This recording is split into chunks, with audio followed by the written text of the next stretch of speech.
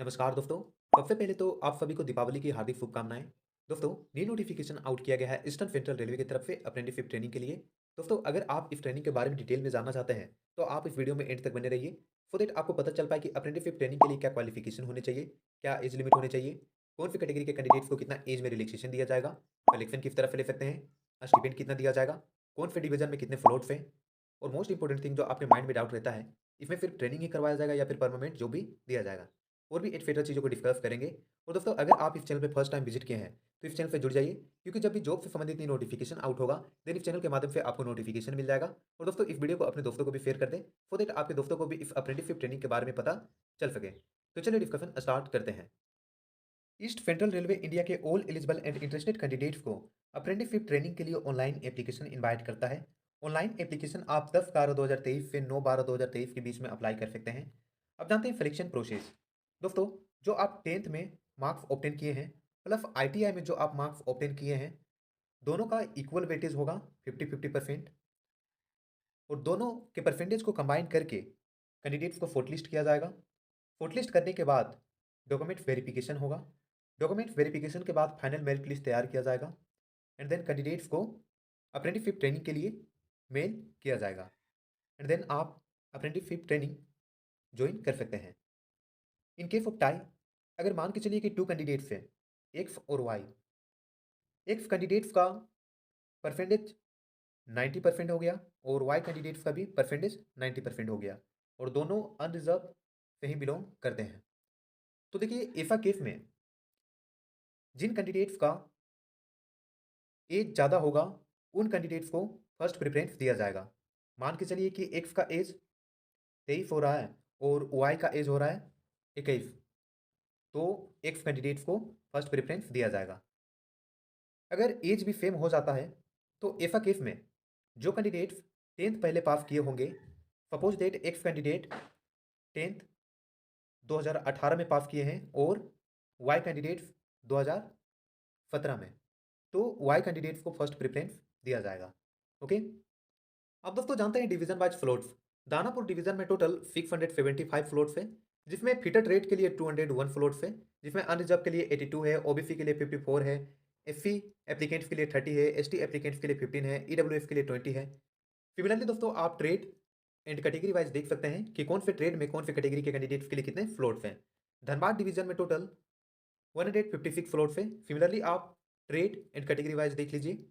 दोस्तों, धनबाद डिवीजन, धनबाद से कुछ याद आया आपको? Gangs of Wasseypur.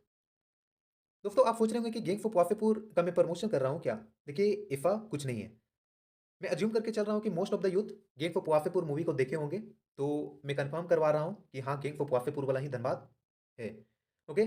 फिर देखिए पीटी दीनदयाल उपाध्याय डिवीजन में टोटल 518 फ्लोट्स है। सिमिलरली आप trade wise category wise vacancies को देख लीजिए। सोनापुर डिवीजन में टोटल 47 फ्लोट्स हैं। समस्तीपुर डिवीजन में टोटल 81 फ्लोट्स हैं। Plant report PT Deendayal Upadhyay में टोटल 135 फ्लोट्स है।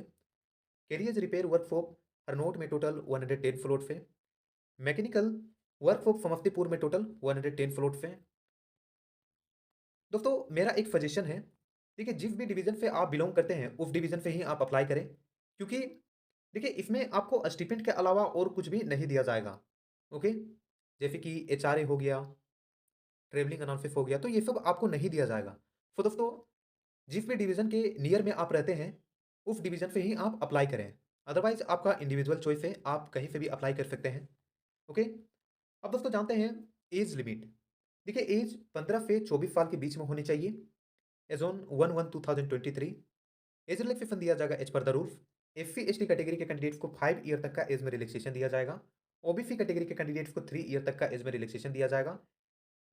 पीडब्ल्यूबीडी अनरिजर्व को 10 ईयर तक का एज में रिलैक्सेशन दिया जाएगा। ओबीसी को 13 ईयर तक का एज में रिलैक्सेशन दिया जाएगा। एससी एसटी कैंडिडेट्स को 15 ईयर तक का एज में रिलैक्सेशन दिया जाएगा।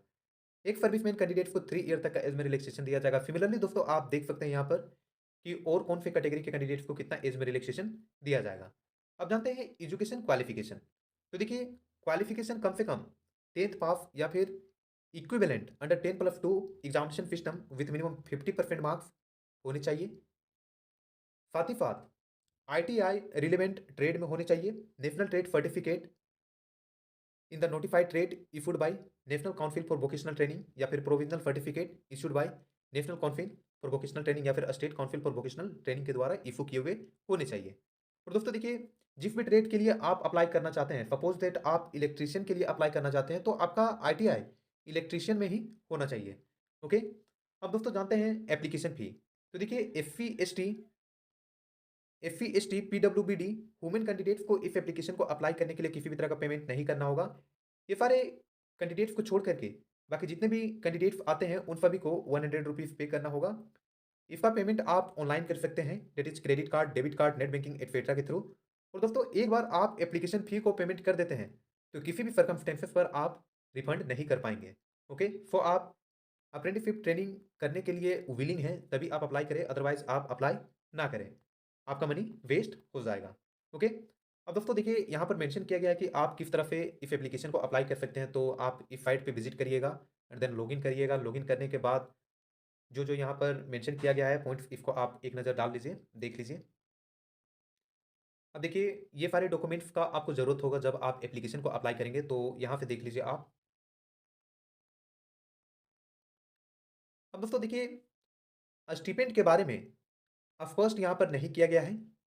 देखिए, स्टिपेंड जो रेलवे बोर्ड के द्वारा time to time directions issue किया जाता है, उसके अनुसार ही आपको स्टिपेंड प्रोवाइड किया जाएगा। ओके? और ट्रेनिंग का पीरियड भी यहाँ पर मेंशन नहीं किया गया है। आप यहाँ से देख सकते हैं कि कितने ईयर तक आपका ट्रेनिंग कंडक्ट करवाया जाएगा, ये सब नहीं मेंशन किया गया है। और मेडिकल फिटनेस के लिए देखिए, आपको मेडिकल सर्टिफिकेट बनाना होगा।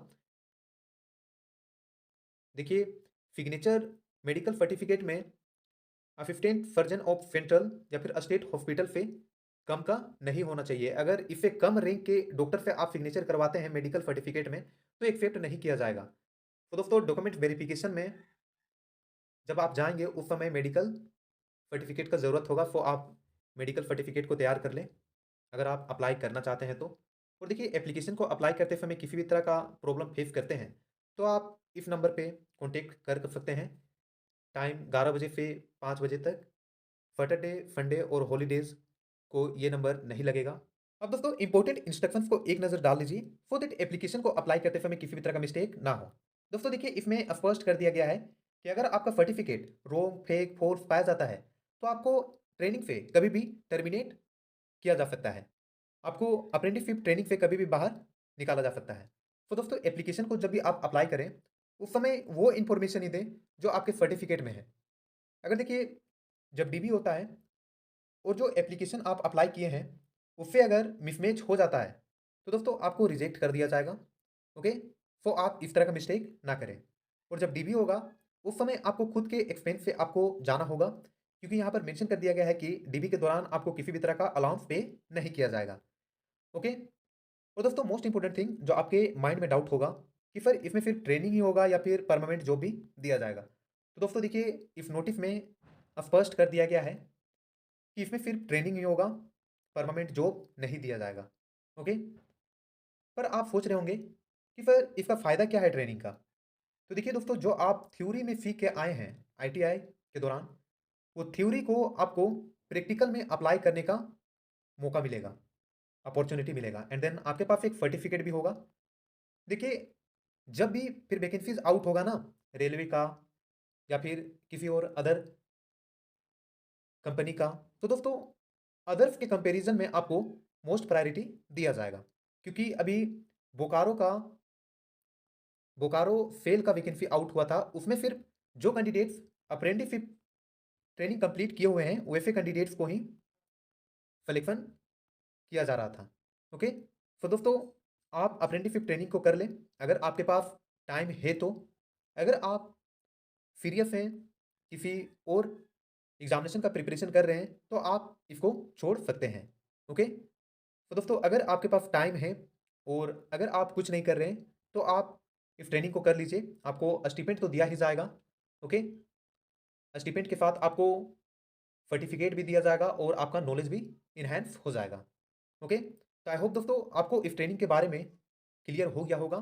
फिर भी आपको किसी भी तरह का डाउट रहता है, देन आप कमेंट करें। मैं आपके डाउट को रिज़ॉल्व करने का कोशिश करूँगा। और दोस्तों अगर आपको इस वीडियो से हेल्पफुल लगा, तो इस वीडियो को लाइक, शेयर और इस चैनल को सब्सक्राइब करना ना भूलें। और दोस्तों अगर आप इस एप्लीकेशन को अप्लाई करने के लिए इंटरेस्टेड हैं, तो इसका लिंक आपको वीडियो के नीचे डिस्क्रिप्शन में मिल जाएगा। वहाँ पे डायरेक्टली आप इस एप्लीकेशन को अप्लाई कर सकते हैं। मिलते हैं नेक्स्ट वीडियो में इसी तरह के नोटिफिकेशन को लेकर के, तब तक के लिए जय हिंद, जय भारत।